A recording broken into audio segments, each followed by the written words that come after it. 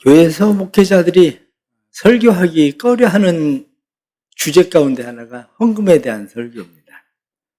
근데 사실 헌금에 대한 설교를 헌금이다 이렇게 이야기하지 않아서 그렇지 헌금에 대한 설교는 많이 합니다. 왜냐하면 헌금에 대해서 사람들은 생각할 때 헌금 그러면 돈을 이야기하는 걸로 얘기하지만 성경은 돈에 대한 얘기는 굉장히 많습니다.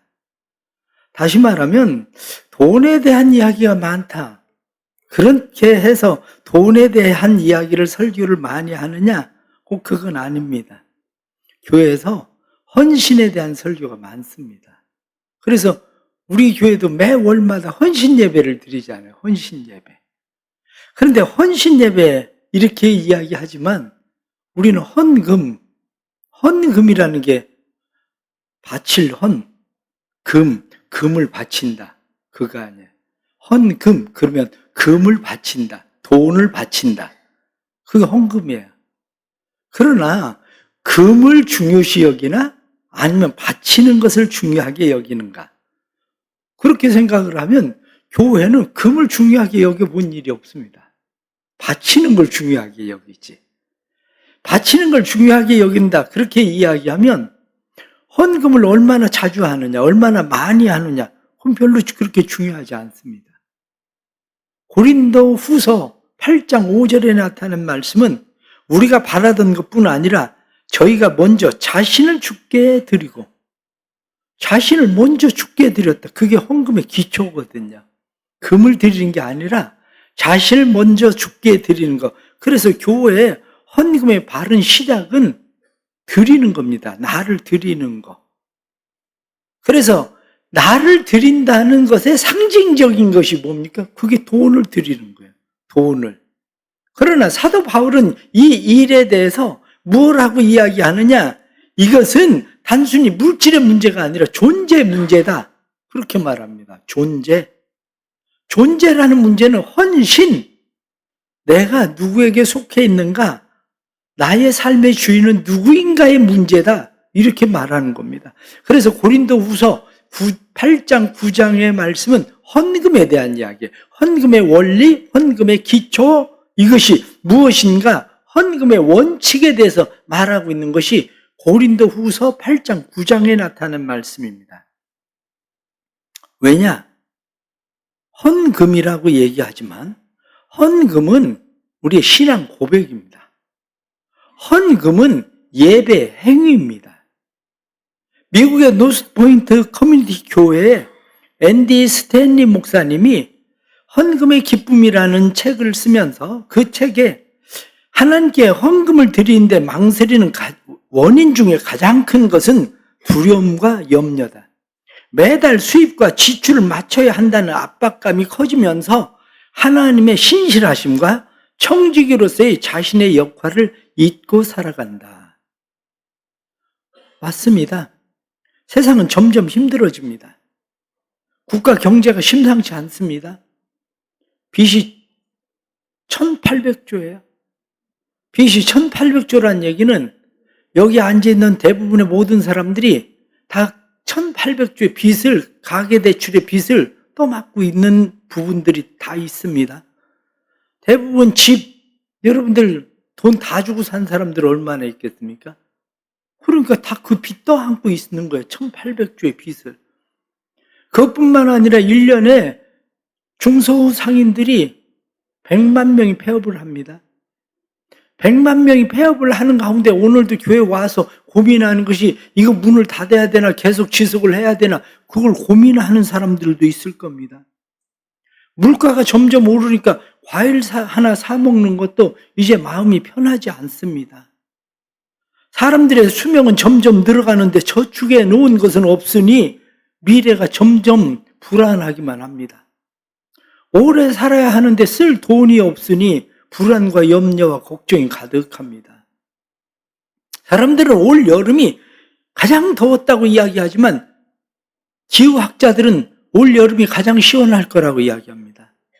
내년, 후년 점점 더 더워질 거라고 얘기합니다. 지금 이 IMF도 때보다 더 힘들다고 사람들 이야기하지만 앞으로 경제는 점점 더 어려워질 겁니다. 그러니 어떻게 살아야 되나? 이런 상황들 속에서 교회 가면 헌금하라는 이야기를 하니 얼마나 그게 부담스럽겠습니까? 그러나 조금 생각을 바꿀 수밖에 없습니다. 내년 2025년에 시급이 어떻습니까? 2024년 올해에 비해서 1.7%를 인상해라. 그래서 1030원씩 1시간에 지급을 해야 된다.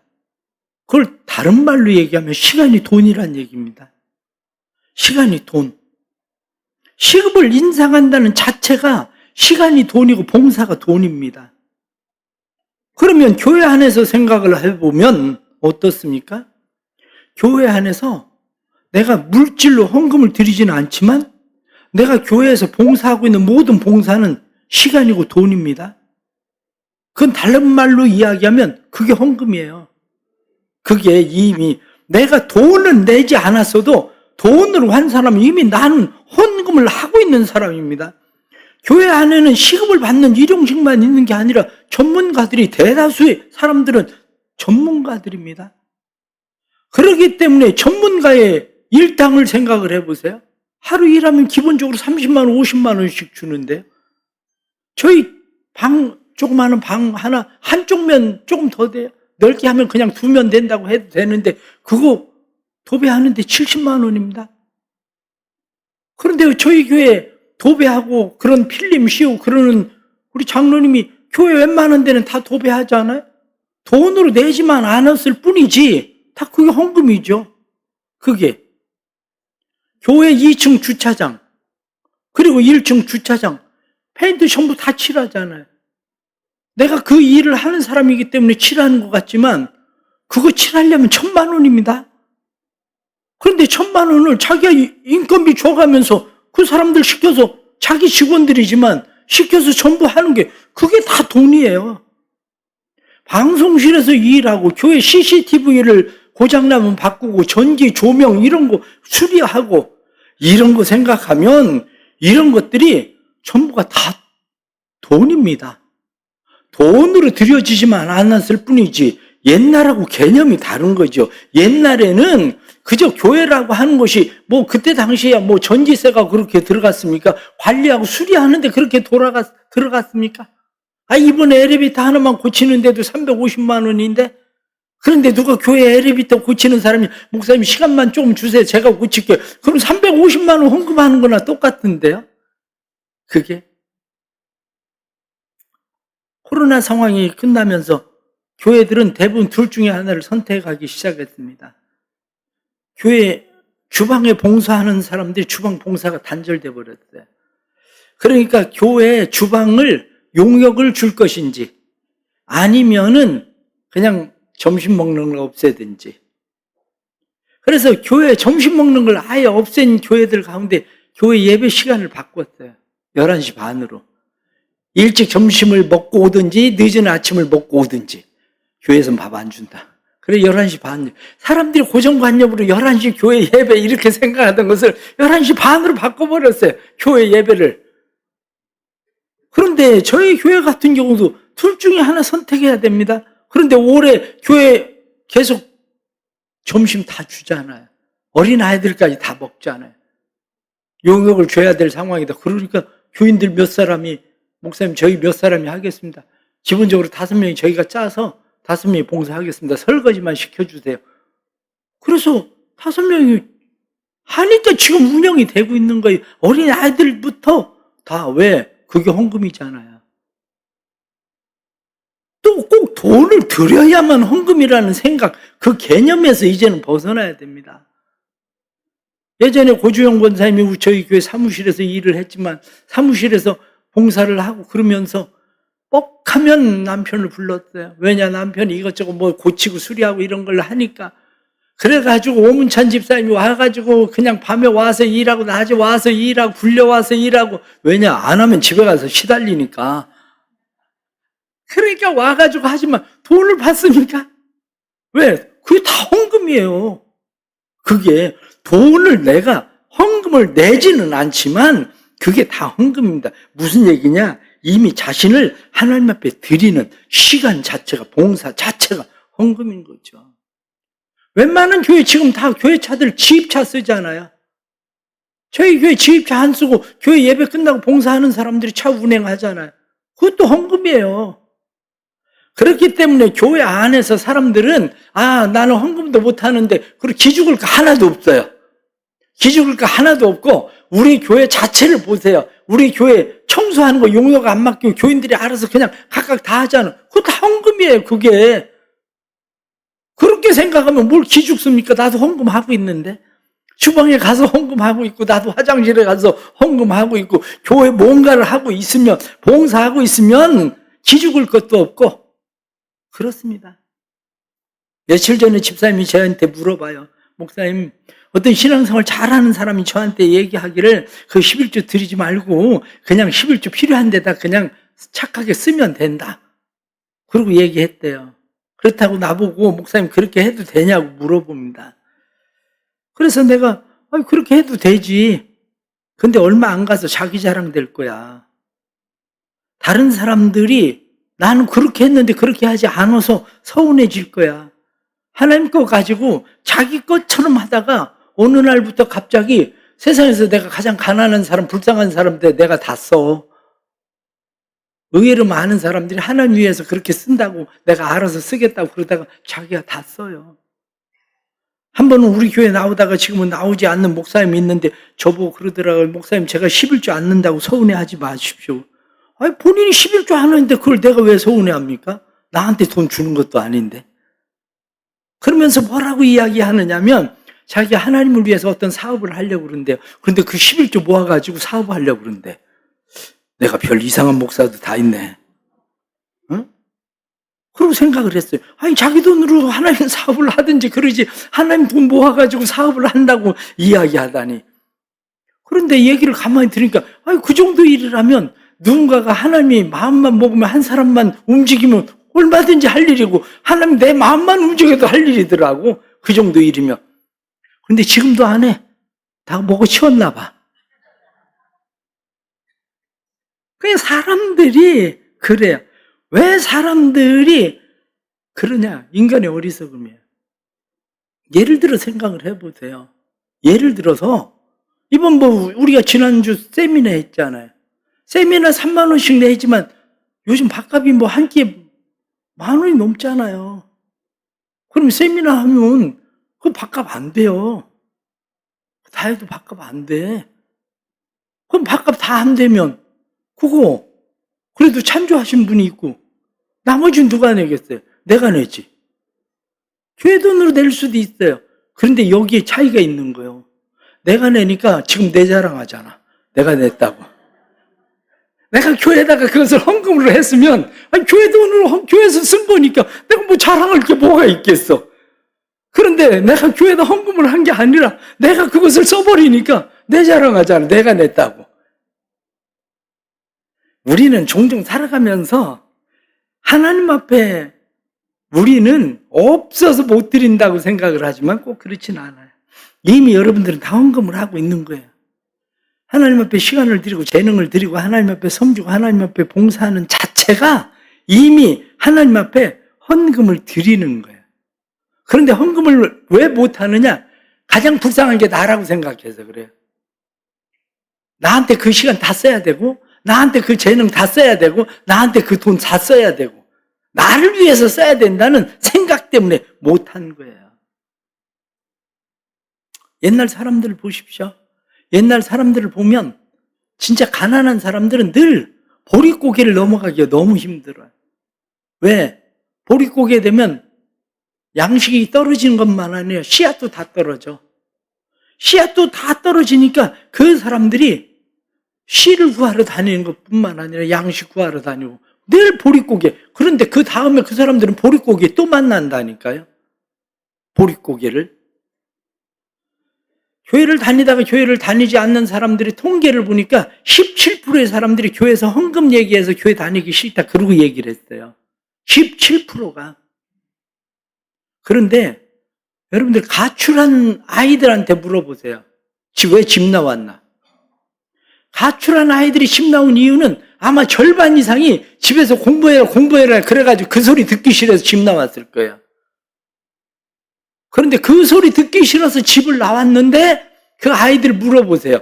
다 집에서 어쩌고 저쩌고 그래가지고 집 나온 것처럼 얘기하지만 따지고 보면 집이 어때서 나온 것보다도 지 맘대로 살고 싶어서 집 나온 거예요. 그게 집이 어때서 집 나온 애들은 그렇게 많지 않아요. 교회에서도 마찬가지입니다. 교회에서도 헌금 때문에 교회 못 나. 우리 교회가 뭐 누가 헌금 많이 한다고 이름을 내요? 아니면 발표를 해요? 순서를 매겨. 그런데 뭘? 헌금 내라고 그래서 교회를 못 나와? 지 맘대로 살고 싶어서 못 나오는 거지. 안 나오는 거지. 집 나가서 공부하기 싫어서 집 나가서 그리고 자기 마음대로 살고 싶어 집 나가서 하는 소리요. 그게 왜? 아이들은 알아요. 집 나가면 고생이라는 거 아는 애들은 캥거루족처럼 나가라고 그래도 또 기어들어오고 나가라고 그래도 또 기어들어오고 그래요. 하나님의 은혜를 아는 사람들은 나가라고 해도 또 들어오고 나가라고 해도 또 들어오고 그럴 수밖에 없어요. 그게. 그러니 우리의 삶에 사람들은 나를 하나님 앞에 어떻게 자신을 먼저 주께 드리고 이렇게 성경이 말씀하는 것처럼 지금 나를 하나님 앞에 어떻게 드리고 있는가 그게 중요합니다. 그런데 성경은 그 일을 할 때에 신앙생활에 헌금 생활에 기본 원칙이 있다는 거죠. 제가 지금 헌금이라고 이야기하지만 헌금이라고 얘기한 건 조금 전에 말씀드린 대로 돈을 드린 것만으로 헌금이라고 제가 얘기하고 있는 거 아닙니다. 내가 교회 봉사를 하는 것도 헌금이라고 말씀을 드렸어요. 그런데 그 일을 하는 데 있어서 기본적인 원칙이 있는데 그게 뭐냐? 의무를 넘어서 은혜로 해야 된다는 겁니다. 은혜로. 어떤 일을 의무로 하기 시작하면 힘들어집니다. 부모를 공경하는 것도 의무로 하면 힘들어집니다. 무거운 짐이 됩니다.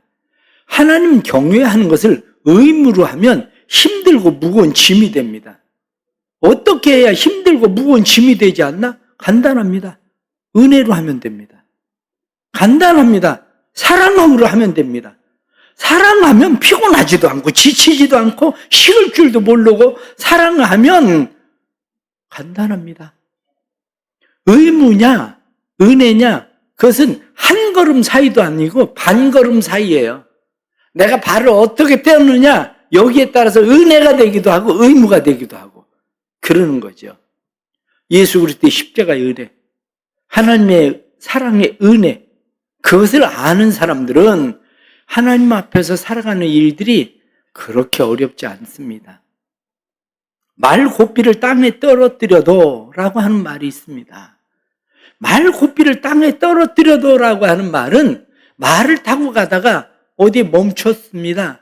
그러면 말을 매놓기 위해서 말을 나무에다가 기둥에다가 남의 집 울타리에다가 옛날에 말을 매두었습니다. 그런데 매둘 데가 없어요.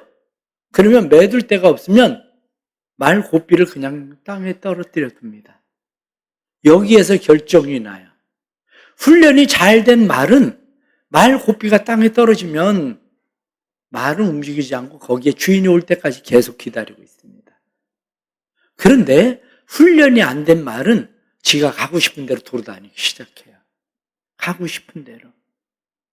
바로 이때 훈련받은 건지 훈련받은지 않은 것인지 차이가 나는 것처럼 우리 신앙생활도 마찬가지입니다. 하나님 앞에 훈련이 잘 된 사람은 늘 자기를 하나님의 은혜 안에 머물게 해요. 하나님의 사랑 안에 자신을 머물게 합니다. 지난번에 카자흐스탄에 갔더니 카자흐스탄에 말들이 여기저기 막 심지어는 숲으로 막 말이 돌아다니면서 말을 다 놔두고 말이 돌아다니면서 풀을 뜯더라고요.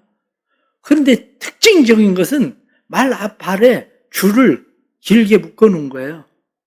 물어봤어요. 아니 왜 말 앞발에 저렇게 줄들을 묶어놨냐? 그랬더니 말 앞발에 줄을 묶어놓으면 말이 풀을 먹으러는 아무데나 자유롭게 돌아다니지만 뛰어서 도망을 못 간대요. 뛰려고 그러면 발이 계속 걸리는데 어떻게 뛰겠어요? 그러니까 말 앞발에 줄을 매놓는데 그러면 그 근방에서만 풀을 먹고 돌아다니지 뛰어서 어디로 도망갈 일은 없대요. 신앙생활도 저는 그렇다고 생각합니다. 하나님의 은혜 안에 머무는 거, 하나님의 사랑 안에 머무는 거, 우리가 생활하면서 모든 것들이 하나님의 은혜와 하나님의 사랑 안에 머무는 거, 그것이 우리의 삶에 자신을 먼저 죽게 해드리고, 의무가 아니라 의무가 먼저 되면 힘들어져요. 그런데 의무가 먼저가 아니라 은혜가 먼저입니다. 은혜가. 교회 봉사도 마찬가지예요. 의무적으로 봉사하려면 힘듭니다. 그런데 은혜로 봉사하면 그렇게 힘들지 않아요. 은혜로 봉사하면 자랑할 것도 없어요. 그걸 뭐 누구한테 내세우고 무슨 그걸 누구한테 자랑할 일이 뭐가 있습니까?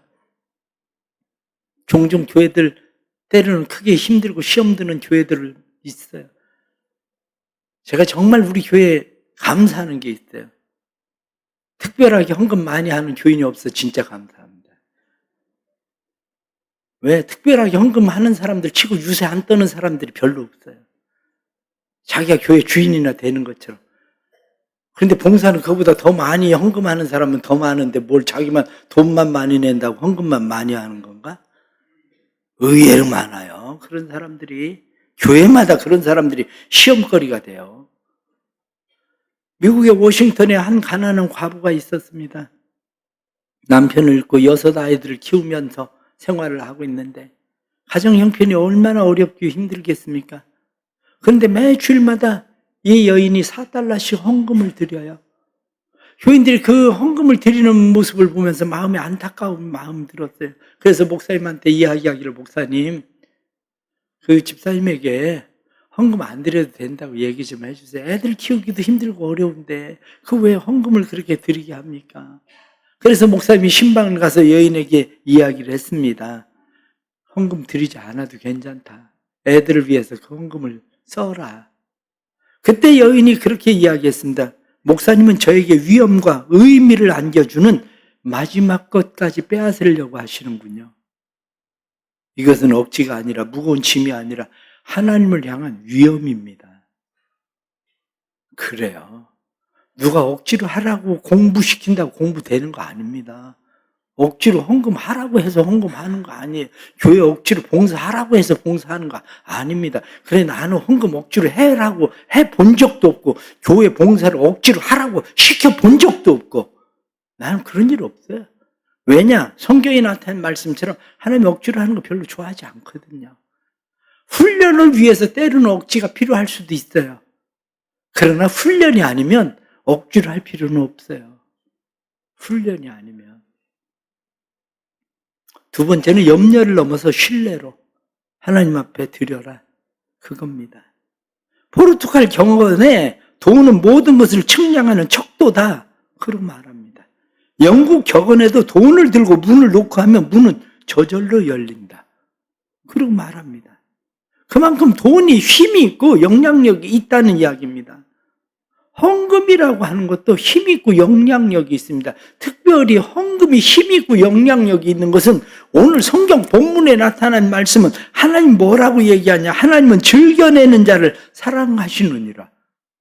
하나님께로부터 사랑받는 힘, 사랑받는 일, 그게 바로 즐겨내는 거라는 거예요. 하나님께서 우리에게 베풀어 주신 은혜 감사함으로 하나님 앞에 우리가 행하는 일들, 모든 것의 주인이 하나님이시라고 인정하고 하는 일들, 그것이 바로 우리가 하나님 앞에 염려를 넘어서 신뢰함으로 하는 일입니다. 어떤 지주가 소작인들에게 소작료를 받으러 갔습니다. 소작료를 받으러 갔더니 어떤 소작인이 소작료를 주인에게 드립니다. 그러면서 주인에게 이야기하기를, 주인님, 저희 집에 오셨으니 저희 집에 드릴 건 변변치 않지만 식사를 하고 가세요. 그리고 자기 집에 씨암탉을 잡아가지고 주인에게 대접을 합니다. 씨암탉을 잡아서 안 줘도 소작료를 마땅히 드렸으니까 되는 거 아닙니까? 그런데 이 사람은 왜 닭을 잡아서 주인을 대접할까요? 저희 가족들이 이렇게 사는 것은 그래도 주인의 은혜입니다. 내가 마땅히 소작료를 드려야 되지만 주인의 은혜입니다. 고백하는 사랑이거든요. 다 한 말이지만. 다른 집에 갔어요. 다른 집에 갔더니 그 소장인이 이야기합니다. 주인님, 한 번만 봐주세요. 제가 어떻게 해서든지 준비해가지고 꼭 갚겠습니다. 주인이 이야기합니다. 작년 것도 못 갚았잖아. 그런데 올해 걸 못 갚으면 어떡해? 작년 것도 못 갚았는데. 주인이 나오면서 이야기했습니다. 내년부터 우리 반 농사 짓지 마. 그럼 끝나는 거예요. 대부분의 사람들은 생각을 해요. 내가 소장료를 내는 것처럼 하나님 앞에 그렇게 행하면 될 것처럼 생각하지만 그것도 소장료를 내면 잘하는 일이죠. 그러나 소장료를 내는 걸 넘어서 우리의 삶이라는 것은 하나님의 은혜 감사함으로 하나님 앞에 자신을 드리는 겁니다. 연보를 얼마나 드리느냐 그건 그렇게 중요하지 않습니다. 11조를 꼭 드려야 되느냐 뭘 어떻게 11조를 안 드린다고 저주받는다고 목사가 그렇게 얘기하면 그거 가짜입니다. 11조 안 드린다고 저주를 받는 거 아니에요. 하나님이 훈련시키기 위해서 모든 것이 내 거야 라고 훈련시키는 하나님의 방법은 있습니다. 여러 가지로. 그런데 여러 가지로 하나님의 그런 방법은 있지만 그것은 10의 1조만 내 거야 그 얘기가 아니라 모든 것이 내 거야 라고 하나님께서 훈련시키시려고 하는 방법이지 11조 안 낸다고 저주받는 거 아닙니다. 그것 때문에 혹시 뭐가 안 됐나 막 이렇게 겁먹을 거 없습니다. 왜냐? 하나님은 그 액수에 그렇게 관심 없습니다. CNN 설립자인 세계적인 거부인 테드 터너가 10억만 불을 유엔에 기부했습니다. 10억만 불이면 1조가 넘는 돈이에요. 그런데 10억만 불이 어떤 돈이냐? 9개월 동안 투자를 해서 얻은 순이익금의 잉여라고 얘기했어요. 9개월 동안 투자해서 얻은 이익금이 조 단위가 넘어. 그래서 그것을 사회에 환원한다고 사회에 드린 거예요. 그럼 생각해 보세요. 1조를 드렸어도 그 사람이 자기 돈에 축이 났습니까? 아니면 1조를 드렸다고 해서 자기가 뭐 어떤 희생을 그렇게 치른 겁니까? 원래 가지고 있던 곳에 1조를 드렸다고 해서 자기 생활이 불편해진 게 있습니까? 아무것도 없잖아요. 임금을 그냥 드린 것 뿐인데, 내놓은 것 뿐인데. 그래서 예수님께서는 부자들이 헌금을 많이 드리는 일에 대해서 별로 칭찬을 안 했어요.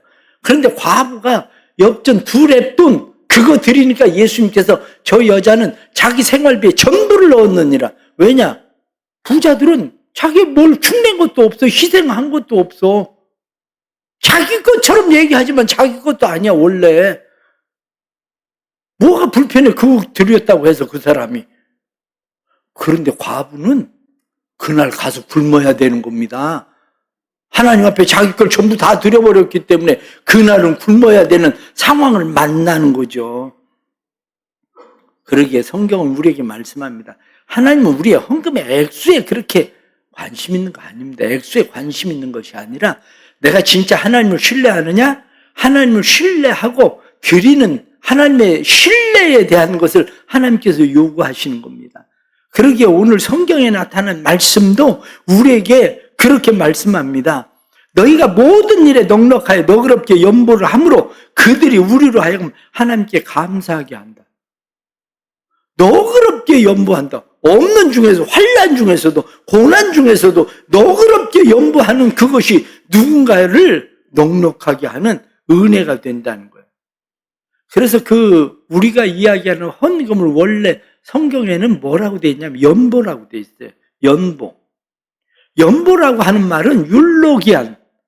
율로기안은 찬양, 후한 선물, 축복. 그래서 내가 드리는 연보, 그것은 하나님이 내게 주신 축복으로, 하나님이 내게 주신 선물로 나를 비워서 다른 사람에게 줄 때에 그 사람에게 하나님의 축복이 되고 그 사람에게 하나님의 선물이 된다는 거예요. 내가 교회에서 봉사를 하는 일, 그거 봉사라고 성경에 나와 있는 레이투르기아, 이 봉사라는 말이거든요. 레이투르기아라고 하는 말은 사역, 섬김, 세금, 노동, 수고, 이것이 다 레이투르기야. 봉사란 말이에요. 이게. 우리가 하나님 앞에 드리는 게 다 연보예요, 연보. 하나님 앞에 봉사는 헌금이에요. 그게. 그러니, 주방에서 여러분들 오늘도 식사하시면서 어린 애들부터 어른들까지 전부 다 감사합니다. 잘 먹었습니다. 몇 사람이 봉사하는 그 봉사. 그 사람들이 마치 세금처럼 때리는 섬김으로 사역으로 드려지는 그것이 누군가에겐 후한 연보가 된단 말이죠. 하나님의 선물이 되고 축복이 된단 말이죠. 그게. 그래서 연보는 하나님으로부터 받은 복을 나누는 겁니다. 우리 사랑하는 성도들 안에 이러한 믿음이 점점 커지길 바랍니다. 하나님이 우리에게 원하시는 것은 너 가난하게 하려고 하는 거 아니야. 그렇게 말씀하셔요. 너 가난하게 하려고 하는 것이 아니라 고린도후서 8장 13절 말씀을 보면 이는 다른 사람들을 평안하게 하고 너희는 곤고하게 하려는 것이 아니요 균등하게 하려 함이라. 균등하게 하려고 하는 일이다. 왜? 우리 주 예수 그리스도의 은혜를 너희가 알거니와 그가 부한 자로서 가난하게 되시면 너희를 부욕케 하게 하려 하심이라. 이렇게 말씀한 것처럼 내가 가난한 것 같아도 결코 그렇지 않습니다. 왜냐? 내가 주님의 말씀에 순종해서 나를 비우면 하나님은 누군가 하나님의 말씀에 순종하는 사람을 통해서 나를 채워요. 그게 우리의 신앙생활의 바른 신앙생활, 하나님을 경험하는 그러한 일들입니다. 성경에 나오는 많은 사람들을 보십시오. 사르밧 과부가 자기를 비우니까 채워지잖아요. 수넴 여인이 자기를 비우니까 채워지잖아요. 빈 그릇 많이 빌려와서 자기 한 병 남은 기름 쏟아 부으니까 채워지잖아요. 우리의 삶이 그런 겁니다. 아무것도 잡지 못한 그물만 가지고 있는 것 같은데 주님의 말씀에 순종하면 2배 가득 차게 거두게 하시는 것처럼 우리 하나님의 은혜가 그렇게 나타납니다. 그래서 신명기 1장 7절 말씀은 내 하나님 여호와께서 내가 하는 모든 일에 내게 복을 주시고 그렇게 되어 있습니다. 이 40년 동안 너와 함께함으로 내게 부족함이 없었느니라. 신명기 6장 10절 말씀을 보면 아브라함과 이삭과 야곱을 향하여 내게 주리라 맹세하신 땅으로 너를 들어가게 하고 내가 건축하지 아니한 크고 아름다운 성읍을 얻게 하시며 내가 채우지 아니한 아름다운 물건이 가득한 집을 얻게 하시며 내가 파지 아니한 우물을 차지하게 하시며 내가 심지 아니한 포도원과 감람나무를 차지하게 하사 내가 배불리 먹게 하실 것이다. 신명기 8장 18절 말씀은 내 하나님 여호와를 지어가라 그가 내게 재물 얻을 능을 주셨느니라. 내가 심은 것 먹고 산다 이렇게 생각하면 그 사람은 늘 힘들고 어렵습니다. 주변을 가만히 보세요. 내가 힘들 거 먹고 산다고 생각하는 사람들은 그렇게 생각하는데 왜 그렇게 못 먹고 살까? 아니 누구는 그렇게 수고하고 노력하지 않는 것 같아도 그 사람은 잘 되는데 왜 나는 죽을 만큼 고생하는데 겨우 안 죽을 만큼 먹고 살까? 그게 신기하지 않아요? 하나님의 은혜를 몰라서 그래. 하나님의 손을 몰라서. 하나님은 우리에게 씨와 먹을 양식을 주셨는데 어떤 사람은 씨를 심는 사람만 있어요. 그러나 어떤 사람은 양식을 씨를 담아서 심는 사람도 있는 거예요.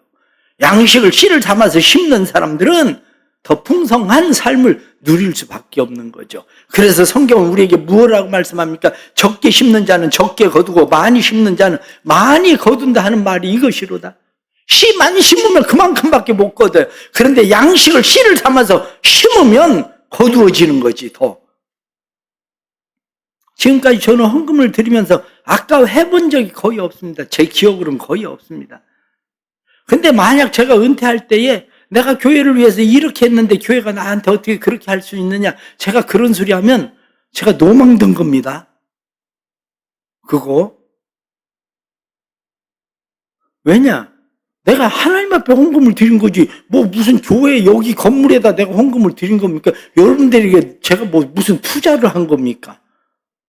그런데 제가 그렇게 얘기하면 그거 노망든 거지. 하나님 앞에 드린 게 아니라 여러분들에게 투자를 한 거지, 그게. 여러분들이 제가 그런 노망에 걸리지 않게 기도해 줘야 돼요. 근데 저를 위해서만 기도하지 말고 하나님 나도 노망 들지 않게 해주세요. 그걸 기도해야 돼요.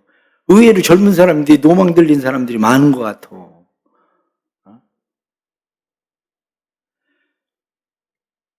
과거에는 교회라고 하는 것이 가난한 사람들을 위해서 그리고 선교를 위해서만 헌금을 쓰여지고 다른 데 쓸 일이 별로 없었어요. 그러나 지금 시대 상황이 달라져서 그런 거지. 시대 상황이. 그렇다면 여러분들 물질을 어떻게 드리든지 봉사를 어떻게 하든지 자랑할 거 없어요. 다 은혜로 한 거지. 나를 먼저 죽게 드리고 한 거기 때문에 자랑할 것도 없고 내세울 것도 없고 아무것도 없어요. 그거. 단지 확실한 게 있습니다. 하나님은 우리를 부욕해 하시는 분이라는 거예요. 내 삶을 누군가 내가 순종하며 살아갈 때 순종의 사람을 통해서 내 삶을 채우신다는 사실입니다. 넓은 의미에서 인간은 씨를 심는 존재입니다. 날마다 무엇인가를 심습니다. 말로 심고 행동으로 심고 믿음으로 심고 우리의 삶은 심고 거두는 삶입니다. 하나님 앞에 심고 거둘 줄 아는 사람은 봄에 씨를 뿌려도 가을을 볼 줄 아는 사람입니다. 은혜를 받고 신령한 눈이 열려지면 하나님의 하시는 일들을 보고 믿음으로 심을 수 있는 사람들이 됩니다. 육을 위하여 심는 자는 육으로부터 썩어질 것을 거두지만 영을 위하여 심는 사람은 신령한 것을 거두게 돼 있습니다. 영을 위하여 심는 사람은 감사함으로 영의 줄을 잡는 사람입니다. 감사함으로 영의 줄을 잡고 단지 물질만 드리는 것이 중요한 게 아니다. 내가 물질을 드리는 것은 내가 시간을 드리고 봉사를 하고 그렇게 할 수 없으니까 내가 하나님을 사랑한다는 증거로 물질을 드리는 거죠. 하나님을 사랑한다는 증거로.